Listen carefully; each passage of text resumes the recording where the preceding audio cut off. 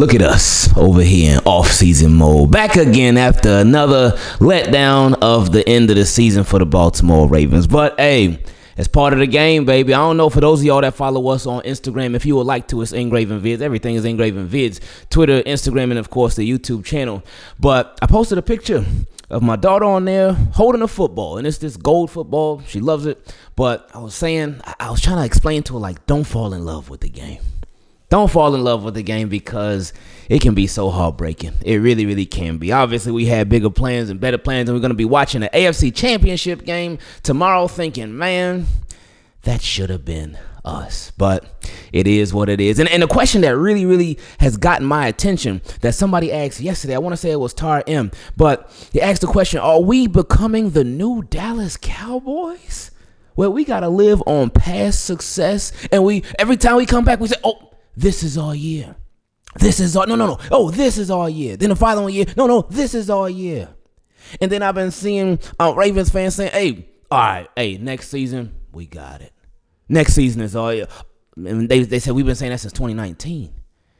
It's like, oh, man, this, yikes. But anyway, since we are in off-season mode, off-season moves have to be made. And this move was nothing crazy. This move was nothing like, oh, my God. But it was a nice roster move by the Baltimore Ravens. We're going to get into that shortly. Before we do, make sure you leave a like on the video.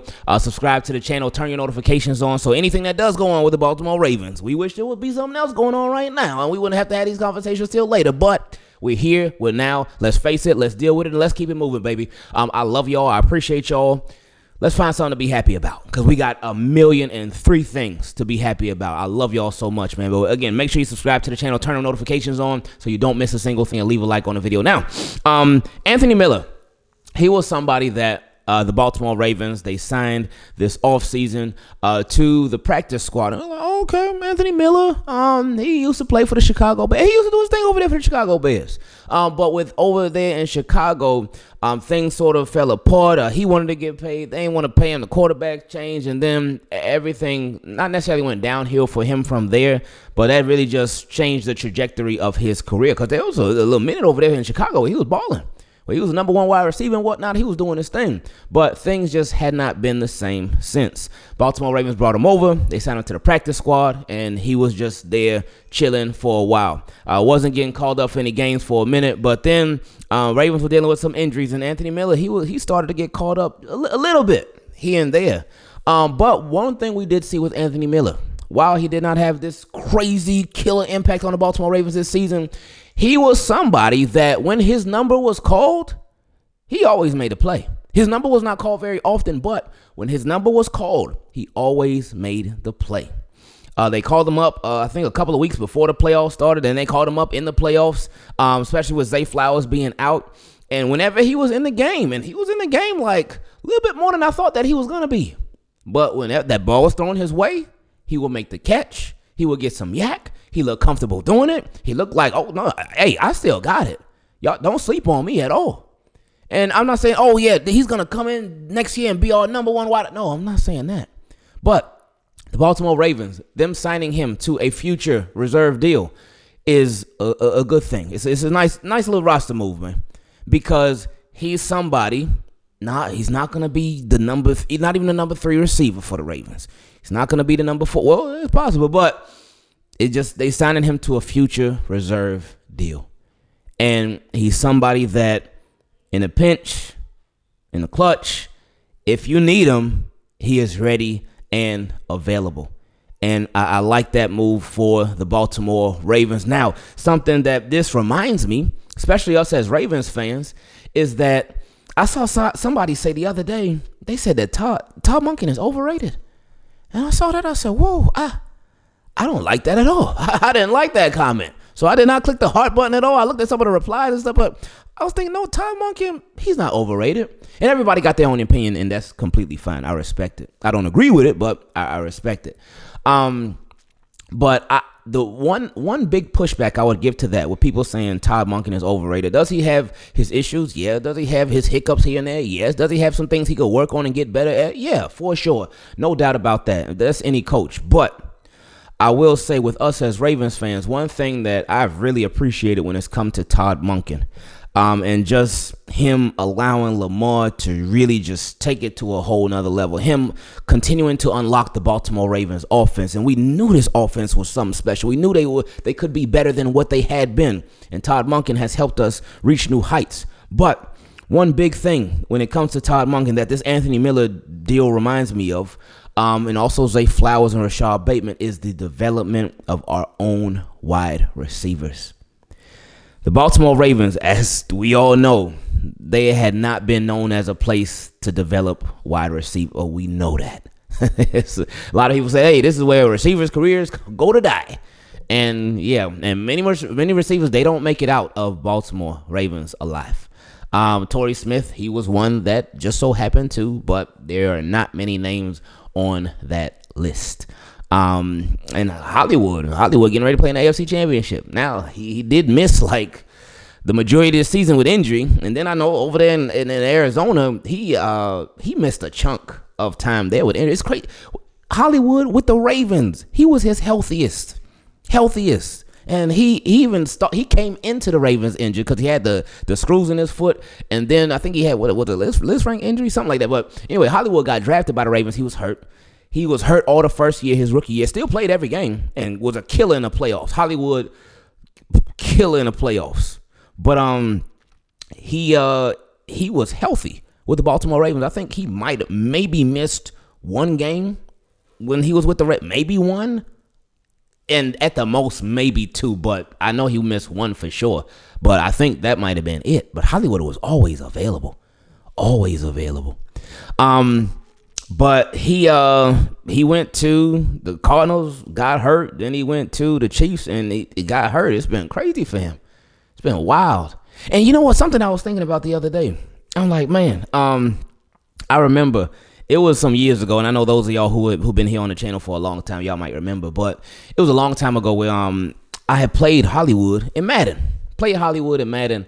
And there was one time where I played him when he was streaming on the Ravens YouTube channel, on the Baltimore Ravens YouTube channel, and we got to play him then. But then there was another time where I played him again in Madden, and this was years when he was still with the Ravens, obviously. And I picked the Ravens, and I believe that he picked the Chiefs. And I was just thinking about it today. I'm like, oh, that was kind of foretelling. Anyway, but Baltimore Ravens, under Todd Monken, they've really shown their ability to, see how we can easily go off on a tangent, but they've shown their ability to develop wide receivers. And that's something that we have been lacking for a long time. We've really been lacking when it comes to the development of wide receivers. But under this current offense, it's shown like, hey, we can do it. And not only just wide receivers, but really just developing more of our own weapons in general across the board. Different guys being able to do it. Because it ain't just like before, it was just, all right, Hollywood and Mark Andrews. You take them out the game, oh, Ravens are done. Ha ha, that's a wrap. It ain't like that no more. It's really not. Because this year, again, Zay Flowers, Rashad Bateman came through. Isaiah Likely continued doing what he was doing. Mark Andrews, obviously. But we even saw, like, Anthony Miller. And Ravens did not develop him, but they found ways to use Tylan Wallace. They found ways to use him. Nelson Aguilar, he made some plays throughout. But Justice Hill, look, they found ways to use him. So the Baltimore Ravens have not only gotten better at their development of wide receivers, but they've also gotten better at their just development of establishing weapons across the board throughout this entire offense. So that's been a beautiful thing to see. But back to Anthony Miller, because we went way left. But hey, we in offseason mode, so we got all the time in the world to go way left, as far left as we want to. But with Anthony Miller, I do, again, it ain't no crazy move. It ain't oh my good, but it is it's a solid move for the Baltimore Ravens, and he's somebody that can be counted on in the clutch. If you need him, he'll be ready and available. They also signed some other players to future reserve deals, one of those being Dayton Wade. Dayton Wade, of course, in preseason last year, he flashed. He was an undrafted rookie free agent, so it was not realistic to expect him to make any significant impact on the Baltimore Ravens this year. But you never know. You You never know. They also signed CJ Ravenel, defensive end, defensive tackle Basil Okoye, defensive end Adie Adodole, tight end Zaire Mitchell Payton, Devin Leary, the quarterback, linebacker William Quinku, guard Darian Dalcourt, wide receiver Malik Cunningham, and offensive tackle Corey Bullock. So Ravens signed all of those guys to future reserve deals as well. Now we reach my favorite part of these videos where we get to feature your questions. If you would like to take part in it, you can send an email to teamkeepitclean@gmail.com or for the Team Keep It Clean patrons. If you'd like to join them, you can go to patreon.com/Ingravenvids. You can send your question in a DM directly on Patreon. Got to give a special shout out to the newest Team Keep It Clean patron, my guy Raishawn J. Now, if I'm not mistaken, I believe this is the same Raishawn that we've been seeing in the comment section literally for years. So I appreciate you becoming a Team Keep It Clean patron. Thank you very much for that. Now, Raishawn said, I'm not only going to become a Team Keep It Clean, but I am going to start us off for this episode. He said, what's up, Engraving the Team Keep It Clean? What's up, Raishawn? He said, is it just me or did this loss not hurt me as much as it did last year and in 2019? I would disagree. It definitely hurt me just as much as last year, if not even more. Because last year it was like a slow, painful, just burn almost. Because it was happening, and it was like the Ravens, while they were in the game, the whole game, it was just like they just were not doing anything for the majority of the game. What they lost 17-10, I think, but they were not doing anything for the majority of the game, and the offense was just stale throughout. Obviously, Lamar Jackson for the Chiefs, they got a touchdown, and Lamar Jackson and Zay Flowers, they responded right away with that touchdown. So it was 7-7. It's like, okay, let's go. But then after that, it was just a field goal for the rest of the game, and that was it. There, of course, was an interception in the end zone. There, of course, was a fumble by Zay Flowers right by the end zone. But the Ravens offense was not doing much of anything. So it was like it was just slow, just pain throughout. But it wasn't like it. But then at the very end, it did come to, I think, Arthur Millette one-on-one with MVS, the wide receiver from the Chiefs, on that third down. And we could have had one more chance, but they ended up getting it. So we didn't end up having that one more chance. So it hurt, but to me, this year, actually, like last year, obviously, with the circumstances, like, hey, we at the crib. We at the crib with a chance to go to the Super Bowl. Oh, that was crazy painful. It really was. But then this year, it's like, all right, it's an away game. Cool. I ain't tripping about that. But the way that it happened, because the Ravens came out. They came out first, scored a touchdown, and then the Bills came back and they scored a touchdown. But then there was an interception, then there was a fumble in the first half, and I was like, oh, man, it sucks. But then there was an offensive pass interference. I was like, oh, really? Come on now. I know we're going to bounce back from that, but still, come on, really? But then in the second half, it's like, okay, we coming back. Hey, we storming back. Ravens back in the building, baby. They done been down before, but that's cool. But the way that this one ended, for even the fumble in the fourth quarter by Mark Andrews, it's like, oh, they fumbled. Okay, but the defense held. Whew. Thank you, defense, for coming through in the clutch. We needed y'all big time. All right, cool. So then the Ravens, oh man, Rashad Bateman got hurt. Oh, man, come on. All right, Lamar, let's get it.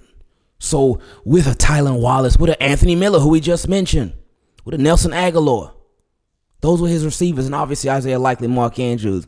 All right, Lamar, we need something crazy out of you. We know we ain't got no Zay Flowers. We know we ain't got no Rashad Bateman, but we need something crazy out of you still. And Lamar gave us that. Yeah, he messed up in the first half. He certainly did. But he ended up making up for it. It's like, oh, okay. Hey, we back, baby. Let's get it. So then he goes down the field. And then even on a touchdown to Isaiah Likely, he does what he's been doing all year long, just making crazy plays. Beautiful throw. It's like, oh, yeah, let's go. All right, 2-point conversion time. Here we go, baby.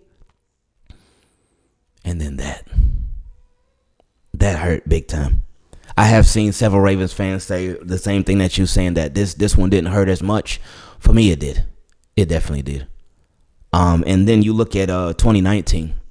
Obviously, went 14-2, won 12 games in a row. Get to that playoff game, and the offense just, it's like, hey, what is going on? And Lamar put up a crazy amount of yards, but they would have dropped. Oh, so many drops. I think a couple of them ended up being interceptions, but Derrick Henry just running all over us too. But that game, it wasn't as close as these last two games. So that was just like, it was like we were losing like all game pretty much. And yeah, we were fighting to get back in it and whatnot, but that one was just It sucked. I mean, any playoff loss sucks, especially when you really think, oh yeah, we like that. We one of them teams. Oh yeah, we on the way. But yeah, so again, for me, this one, it really did hurt a lot. But anyway, he said, I don't think I'm numb to us losing, though. I do appreciate the media. Oh, my fault. He said, I do appreciate the media this time around. They are finally adding context when it comes to this past loss, and that's all that I asked for. You know what? That is a really good point. They have been so far. Now, you know, everybody ain't going to do that. But a lot of the media has been talking about, they have been doing context, especially when it comes to Lamar Jackson. Because obviously, what is he, 3-5 in the playoffs now? 3-6. I forgot what the record is. But I haven't seen a bunch of the media people being like, oh, man, Lamar Jackson, he's this and this in the playoffs. This is his record. Oh, man, he's terrible. But I have been seeing them say, yeah, he did lose, but they were like, look, hey, Lamar, he's still a baller. He gonna get his one day. He gonna get a Super Bowl one day. And we've been hoping that one day was gonna be this year. We hoping that one day was gonna be last year. But anyway, they've been saying that with this loss, they've been saying it's not on Lamar. Now, I do say Lamar definitely took place in it that first half. He definitely had his fair share. So some of the blame is to go on him too, for sure. But they've been really pinning a lot of it on Mark Andrews in the fourth quarter that he had. But I did see one thing that I appreciated, and this ain't really got nothing to do with it. I guess this is just the episode. We just talking. We just getting it all out. I was watching Shannon Sharp and Ocho Cinco. I was watching Nightcap earlier today, and they were talking about the whole Mark Andrews situation with him just going in zero dog 30 mode, going in. Oh, I ain't talking to nobody. Y'all ain't gonna see me nothing, and obviously, some people took some stuff overboard, which I don't agree with at all. But they were talking about Mark Andrews specifically. They were like, should he have spoken to the media after the game? That's what Shannon Sharp asked Ocho Cinco. And Ocho Cinco was like, nah, he don't have to do that. And he talked about the Instagram post. He was like, nah, he ain't had to write that whole Instagram post after that. He ain't got to do all that. And they were like, oh yeah, he ain't speak to the media after the game, and he wasn't even there for the exit interview when they clean out the locker room and stuff. And Shannon Sharp asked a question. I was like, oh, and he was like, oh, should Mark Andrews should have spoken to the media after the game? Ocho Cinco was like, oh no, you don't got to do that. Da, da, da. But he was like, what if the Ravens won? He said, what if the Ravens had won the game? Would Mark Andrews have spoken to the media after the game if they won? And Ocho Cinco was like, oh. And I was like, oh, whoa. I was like, oh, okay, well. And he was talking about how with players, it's important that you, the same way that you would in a win, you do the same thing in a loss. Not the exact same thing, obviously. And I actually be trying to teach my son this too, because my son, boy, he is a sore loser. He do not like losing, and I never want him to like losing at all. But he don't like losing for nothing. He hates it with a passion. And I'm like, hey, I get it. I don't like losing either, but boy, he like, woo. But I try to teach. But if he's winning though, if he's winning in whatever it is that we're doing, whether we're playing a video game or so, if it's something else, whatever, that boy, he'll run his mouth. He will talk his trash. He be going. But I try to teach him like, hey, you gotta be able to handle a win, but you also gotta be able to handle a loss as well. So if you're gonna run your mouth when you win, hey, that's cool, no problem. But if you lose, hey, you gotta be able to deal with it. So what Shannon Sharp said about Mark Andrews, that really, really reminded me of that. And I was like, oh my goodness, that's such a great point. Anyway, he said, just because you ask for context doesn't make them excuses.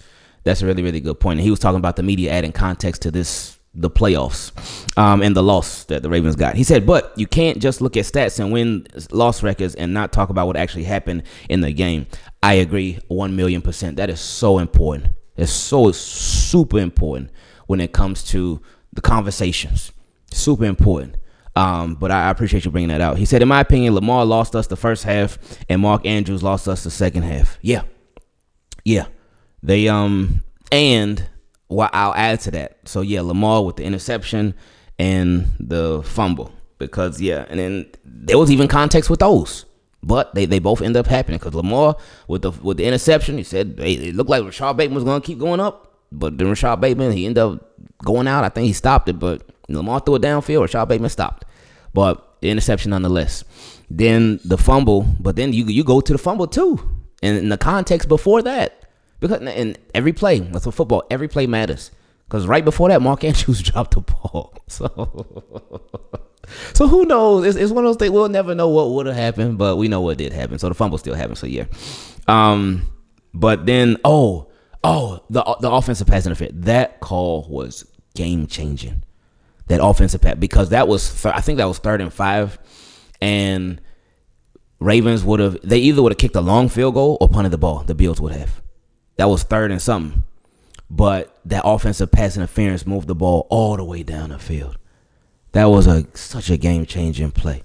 But anyway, he said, in my opinion, oh, no, I read that already. He said, and it sucks because really Lamar only had about 2 bad drives, but they were terrible because they ended in turnovers. Yeah, and it's crazy because the Ravens didn't even punt the ball not one time. And while watching the game live, I did not even realize that. Ravens did not punt the ball one time. Jordan Stout did not have to do anything. That is so crazy. So crazy. That's why, again, you cannot just look at the box score. Because if you look at the box score, you would have thought the Ravens dog walked the Bills. If you would have looked at Lamar's numbers, even with the interception, even with the fumble, if you would have looked at Lamar's numbers versus Josh Allen numbers, you would have thought the Ravens dog walked the Bills. You would have looked at Jordan Stout's numbers versus whoever the Bills punter is. It ain't Matt Reeves. Oh yeah, they cut Matt Reeves because they drafted him. I forgot who they punted. But anyway, if you look, the Ravens ain't even, they not punting the ball not one time. Oh yeah, let's go. Offense rolling like, oh yeah. But oh no, it wasn't like that. So again, that's why box score don't tell the whole story. It only tells a small little portion of it. And also another. It wasn't the only. He said Lamar only had 2 bad drives, but they were terrible because they ended in turnovers. And you talking about the interception and the fumble, but there was also the where he threw it to Rashad Bateman. He threw it deep to Bateman, and Bateman caught it at the 2. They ran it with Derrick Henry one time, and then they did the Ronnie Stanley play, and I was like, oof, okay. And that's one thing. I have said throughout, like, this game is not on coaching, and I still don't believe it is. Now that drive right there, that series, I could put that on coaching, some blame on them for not like really trying to put it in there with Derrick Henry, put it in the end zone with Derrick Henry. But overall, the game overall, is not on coaching. But on that drive ended up bad. Not bad, but it was. They didn't get as much as they possibly could have because they got to the 2-yard line, and then on the following play, they ran with Derrick Henry. He got stuffed. Then the next play, they did a play action. Lamar got sacked. So, yeah. And that moved them back, and then they got a field goal instead of a touchdown from the 2-yard line. And you got Derrick Henry on your team. That's tough. Anyway, he said, I was fine with the first half woes because as long as they adjusted on both sides of the ball, which they did, I knew we were going to win, which we didn't. Although we didn't win, that game was so promising. It was, but they lost.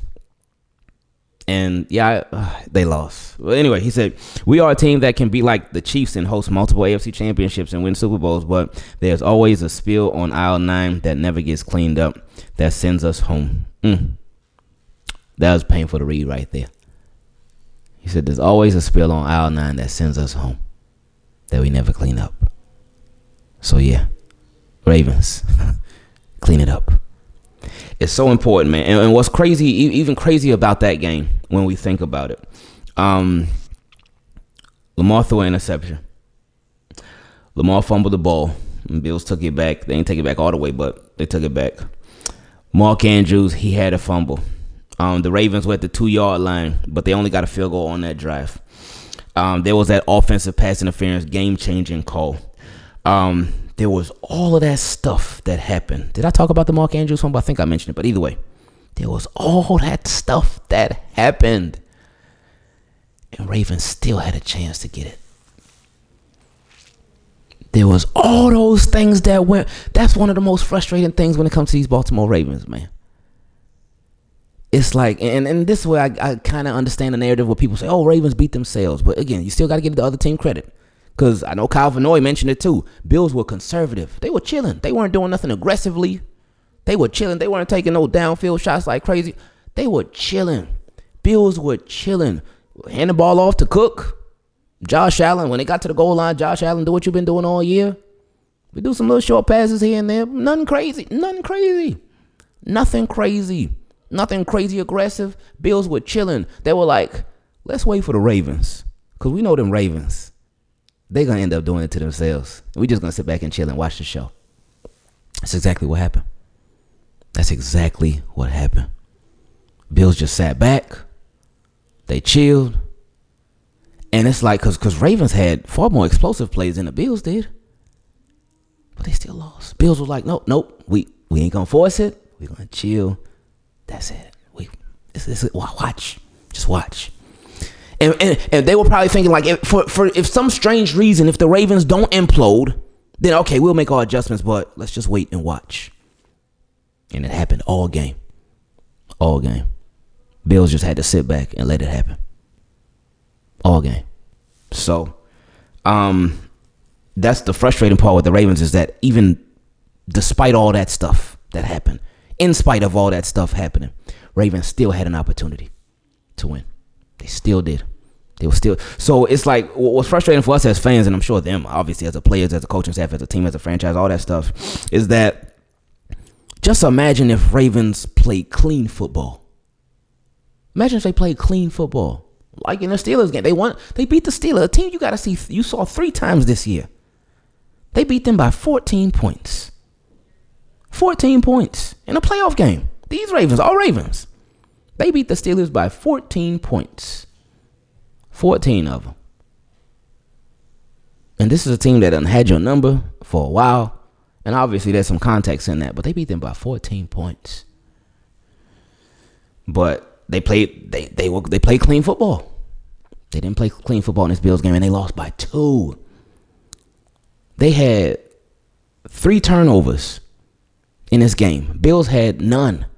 Ravens lost by 2 points. They had more turnovers than the amount of points they lost by. That's crazy. That's what's so frustrating for us as Ravens fans. Stuff like that. Because it's like, really, Raven? Really? Yeah. Anyway, he said, sorry for the long rant. And just like the Chiefs will be after losing 38-9, I'm out. You know, I really do not want the Bills to win. I really don't. But it's like, I don't want the Chiefs to win either. What I want to happen is that I don't even want the Bills to get to the Super Bowl. I'm hate watching for sure tomorrow. But I do not. I want the Chiefs. Well, I don't want them to win, but I want the Bills to lose tomorrow, and I want the Chiefs to lose in the Super Bowl. I don't care to who, whether it be Jaden Daniels, whether it be Jalen Hurts. I would not care. But if the Chiefs win the Super Bowl, I'd be like, oh, okay, whatever. But I don't want Bills being in the Super Bowl, and they cannot win it. Oh my goodness, that would be the worst. Oh, that would be so bad. Oh, that would be rough. Oh no. Ooh, son, the game. Oh my goodness, it's crazy tomorrow. Like, it's obviously a lose for us as Ravens fans, because hey, like the Bills and we lost to both of those teams. We lost to one team to start our season, and we lost to the other team to end our season. Literally, that's crazy. That's crazy. That's crazy. The 2 teams in the AFC Championship. That's how our season started with losing to one. That's how our season ended with losing to the other. And those are the 2 teams that are playing for the opportunity to play in the Super Bowl. It's crazy. Crazy. But yeah, so we'll see how things go. Ooh, my goodness, that might have been the longest we have ever spent on just one question. But shout out to my guy, Raishawn. Anyway, next question from another patron came from my guy, Brian. He said, I don't understand why Mark is catching so much flack, but nobody is blaming Lamar as well. Oh, no. Lamar definitely been getting his share of the blame too. He certainly has. But I think the reason that you may have been seeing it less, or the way that it's set up, is because Lamar's blame came in the second half. It's just the timing of the blame and the timing of what happened. Lamar's stuff all happened in the first half. He got it all out of his system in the first half. It was bad. The fumble, the interception, all that in the first half. But then in the second half, he cleaned it up and he was doing his thing. But then Mark Andrews had the fumble, and then Mark Andrews had the drop to tie it up. So that's why. It's just the timing of everything. He said, the only difference is Andrews was the most recent mistake. Lamar had a bad pick and an awful fumble. There's no reason L should be blamed. This loss should be blamed solely on Mark Andrews. We got to stop making excuses for Lamar. Oh, yeah. I think I haven't seen anybody making excuses for Lamar. But again, context, like we talked about in the previous question, context is important. And like you said, the timing of the mistakes. That's what makes everything really like shift to Mark Andrews. But yeah, we certainly can't forget about Lamar Jackson's first half. Next question also came from a patron, my guy Kyle. He said, "Hey, Raven, I was watching your last video and you said that coaching is not the main issue and the mental struggles are the issues for the Ravens in the playoffs. I 100% agree on the mental part, but I do think that coaching plays a part on the mental issues." No, what I said is that we cannot put this loss on coaching like hardly at all. But I did also say that the Ravens issues, yeah, they are all up here. Now, I would agree that is a lot of that can be coaching. It really can be, because that's where everything stems from. The coach is your ultimate leader of the team, and whatever type of mentality that they preach to you, whatever they try to enforce, whatever they try to really teach you as a coach, that's what your mental is going to be. So much of the mental part of the game is going to come from coaching.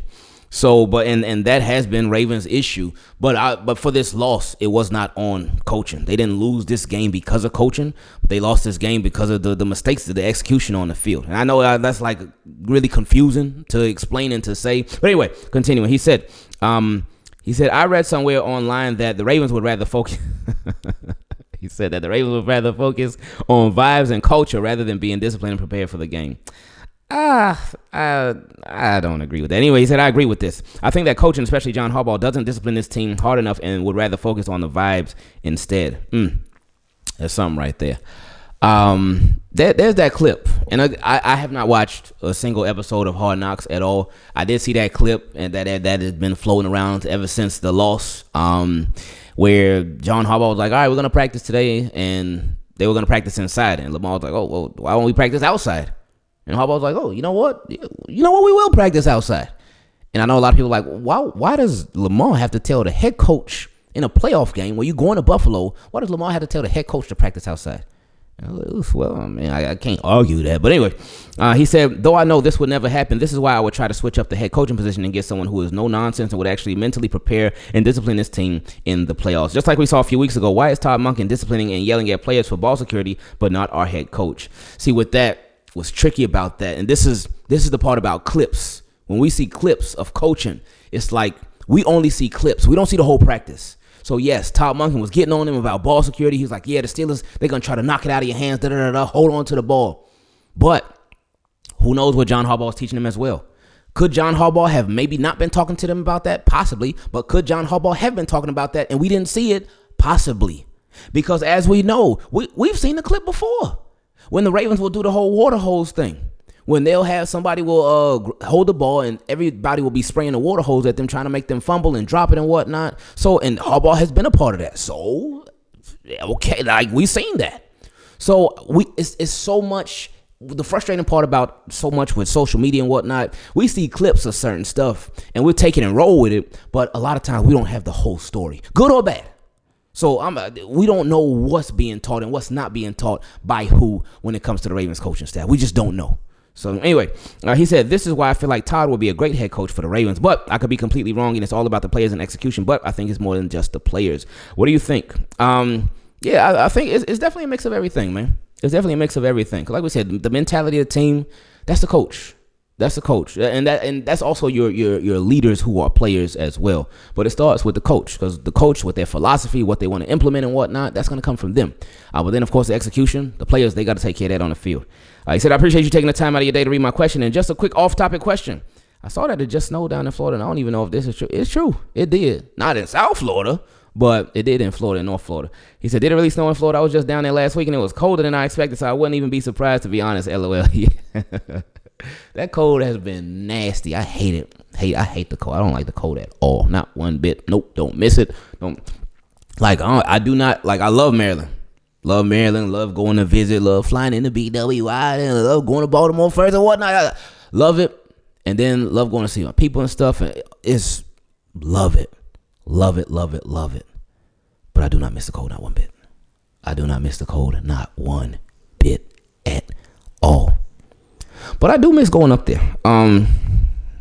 We'll see. I do miss going up there a lot. Anyway, he said, but anyway, I appreciate everything you do and hope you and the family have an amazing rest of your week. Appreciate you, Kyle. Next question came from my guy Kenny from Bmore, who's also a Teamkeepitclean patron. He said, Ingravenvids, Kenny from Bmore. I feel like Mark Andrews. It took me some time to get together my thoughts together. Really just coping with the loss. I'm to the point where I'm just numb. Now, what more do we need to do to get over this hump? First, I don't blame the defense at all. It was all on the offense. These turnovers are not going to win us a game against the Bills or for anyone at that matter. But I believe when you say it's really a mental thing. But my thing is, they've been pretty much great as far as turnovers all year. And then they wait until the playoffs to start coughing up the ball, shaking my head. Yeah, that's true. That is true. Ravens been taking care of that ball a lot this year. But, yeah.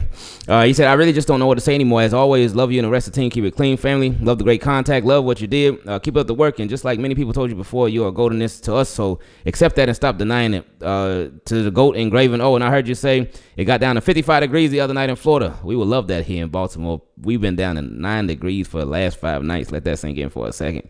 Anyway, appreciate you, bro. And just like the Ravens won't. Ooh. He said, just like the Ravens won't be in this year's Super Bowl, I'm out. My goodness. But yeah, he said he don't even know what to say anymore. And I get it. I get it because it's like, what do we do? What do we do? Where do we go from here? We've talked about, the mental issues by these Baltimore Ravens. We've talked about them needing to get over the hump, but how do they do it? Now, obviously, there's not going to be a coaching change. So don't expect that. We're not going to spend a million times talking about, they need to fire. It's not going to happen. They're not firing John Harbaugh. He ain't going nowhere. We already knew this going into the season, and we certainly know this going out of the season. He ain't going nowhere. But where do the Ravens go from here? That's the question.